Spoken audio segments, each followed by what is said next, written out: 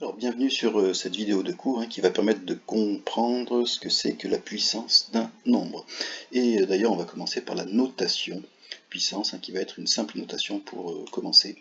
Donc, au lieu d'écrire 3 fois 3 fois 3 fois 3 fois 3 fois 3 fois 3, on préférera écrire, c'est plus court, 3 puissance 7, qui peut se lire aussi 3 exposant 7. De même qu'on a vu tout à l'heure, c'est plus simple d'écrire 3 puissance 24, ou 3 exposant 24, à la place de cette chose-là, où on a théoriquement 24 facteurs égaux à 3. Alors, par convention, vous voyez que quand on a 3 puissance 24, on a 24 facteurs égaux à 3.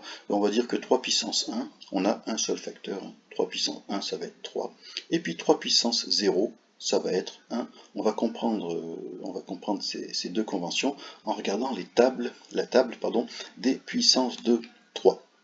Table de puissance de 3. Donc ici, on voit que pour passer d'une ligne à l'autre, je commence par en bas, on multiplie à chaque fois par 3. D'accord. 3 puissance 0, c'est 1. Je multiplie par 3, j'obtiens 3 puissance 1. 1 fois 3, ça fait 3. Je remultiplie par 3, j'obtiens 3 au carré, ou 3 puissance 2. Tiens, en fait, ça c'est une notation qu'on connaît depuis le théorème de Pythagore, 3 au carré. Donc on peut dire aussi 3 puissance 2 ou 3 exposant 2. Je remultiplie par 3, j'obtiens 27, 3 puissance 3.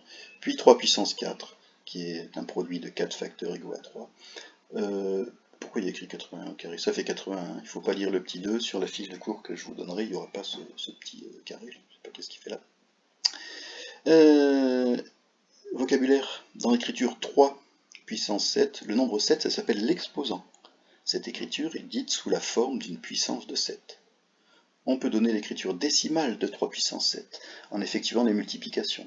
Alors, quand je dis écriture décimale, ça ne veut pas dire écriture à virgule, ça veut dire l'écriture standard avec les 10 chiffres.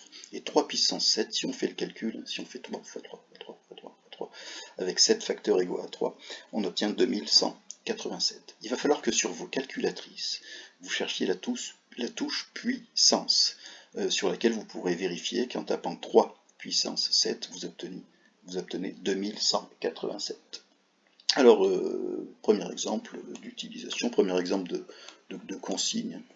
On peut écrire par exemple le nombre 625 sous la forme d'une puissance de 5, c'est-à-dire sous la forme 5 puissance quelque chose. Comment ça marche? 625, tiens, on reconnaît que c'est divisible par 5, puisque 625 se termine par 5. On fait la division, on obtient que 625 c'est 5 fois 125. Et puis on recommence. 125 c'est divisible par 5. 125, c'est 5 fois 25. Et donc on obtient 5 fois 5 fois 25. Et puis 25, on sait que c'est 5 fois 5. Et donc on obtient que 625, c'est égal à un produit de 4 facteurs égaux à 5, c'est-à-dire 5 puissance 4. Exemple 2. On peut calculer sans calculatrice, 2 puissance 10, c'est-à-dire donner une écriture décimale de 2 puissance 10. 2 puissance 10, par définition, c'est un produit de 10 facteurs égaux à 2. Alors, il y a plein de façons de calculer ce produit-là. Moi, j'ai choisi de dire que je commence par calculer 2 fois 2, ça fait 4, puis ensuite 4 fois 2, ça fait 8, puis 8 fois 2, ça fait 16, etc., etc., pour obtenir 1024.